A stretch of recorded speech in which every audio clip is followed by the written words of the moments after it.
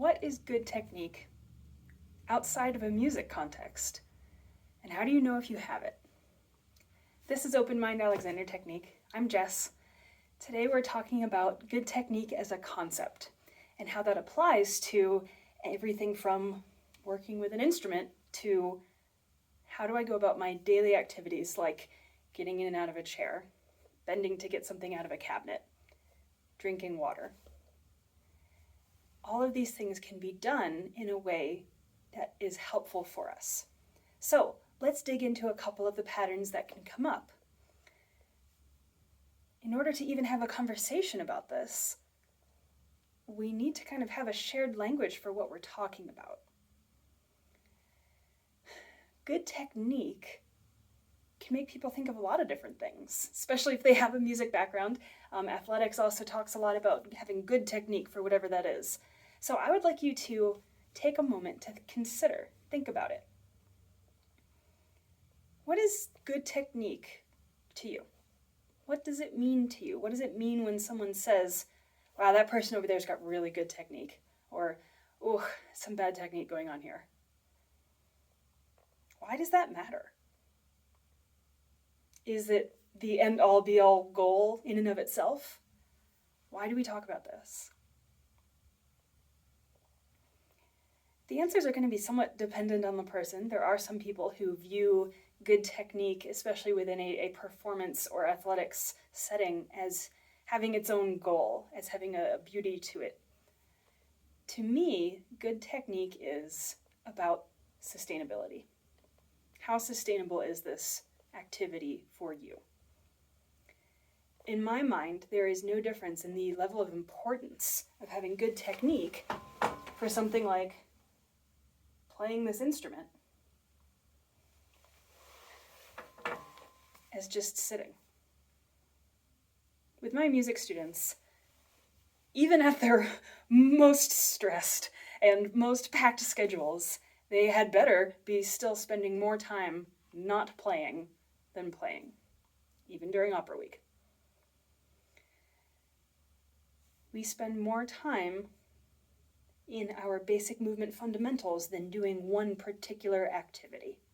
So within the context of Alexander Technique lessons, we spend a lot of time looking at how do you do all of the other things too, as well as your particular activity specialty, whether that's your job of sitting and working with a computer at a desk, whether you are a cook and you need to be on your feet and lifting things and bending over things all the time. Or in the case of this particular task here, being able to play an instrument. So if you're new here, I'm a certified teacher of the Alexander Technique. I teach mainly musicians. As you can see, I'm teaching in a music school at the moment. This is a university music school, and I happen to share my office with a piano professor who's in here one day a week. So I have access to these gorgeous pianos, so I might as well use them. Good technique within this context relies on some basic fundamentals, and there are particular habits that are going to come up with that. So for something like being able to sit comfortably, we start with that first, and then get into, can you sit comfortably in your particular instrument arrangement?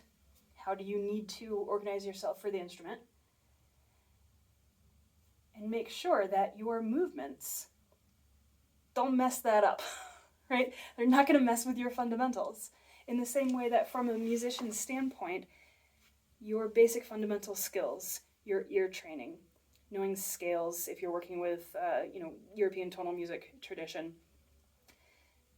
knowing your basics of, harmonies and like, these are triads and thirds, these really basic fundamental things, they are always going to be relevant. These are my fundamentals as a moving person, as a movement specialist, right? These are my scales.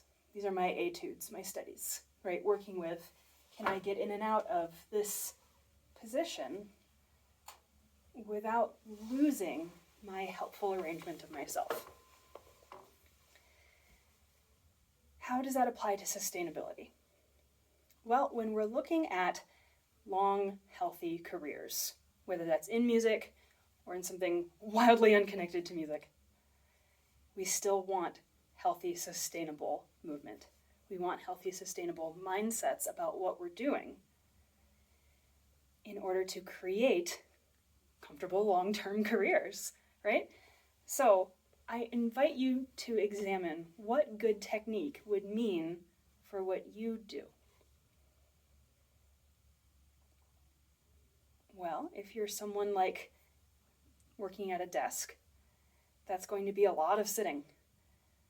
And you're going to need some good technique for sitting to be able to make that sustainable. If you're someone who works with standing up a lot on your feet all day, working with good technique for standing, being able to stand comfortably. Those are their own skill sets. So I will have videos in the future covering a little bit more out of each of those things. For now, I want to offer this idea and this curiosity for you all to examine.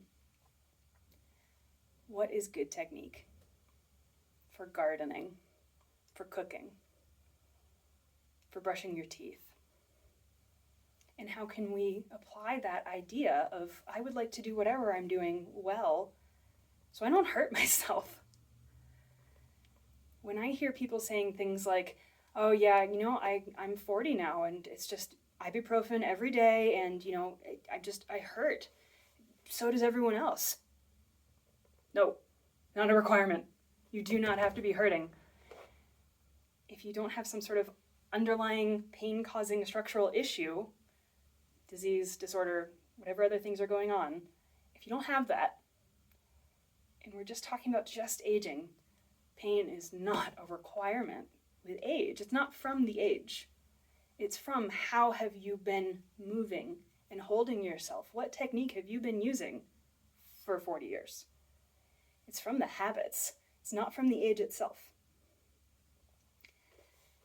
What I find with almost all of my students is that once we can address those habits, that pain starts to decrease. And it's not because I'm treating it. I'm not doing some magical energy work here. We're just working with how can you start to undo unhelpful things. So my challenge for you this week is to think about what is good technique for you and what you do. See what happens.